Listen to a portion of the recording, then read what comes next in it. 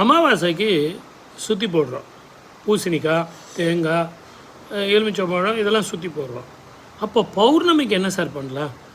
பௌர்ணமிக்கு ஏதாவது சுற்றி போடணுமா அப்படின்னா, பௌர்ணமிக்கு லக்ஷ்மி கடாட்சம் சேர்றதுக்கும் பௌர்ணமியில் லக்ஷ்மியை வீட்டுக்கு வரவேற்கிறதுக்கும் ஒரு சில பரிகாரங்கள் இருக்குது. அதை செஞ்சீங்க அப்படின்னா ஒவ்வொரு மாதமும் பௌர்ணமியில் நீங்கள் செய்கிற இந்த பரிகாரம் வீட்டில் லக்ஷ்மி கடாட்சம் தங்கும்.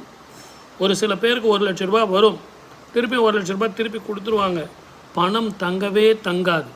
அப்படிப்பட்டவர்கள் இந்த பௌர்ணமியில் அமாவாசையில் எப்படி நீங்கள் சுற்றி போடுறீங்களோ அதே மாதிரி ஒவ்வொரு பௌர்ணமிக்கும் சாயங்கால வேளை சாயரட்ச வேளையில் மணி 5:30 மணிலேருந்து 6:15 மணிக்குள்ளே, நான் ஏன் உங்களுக்கு 45 நிமிஷம் டைம் கொடுத்தேன்னா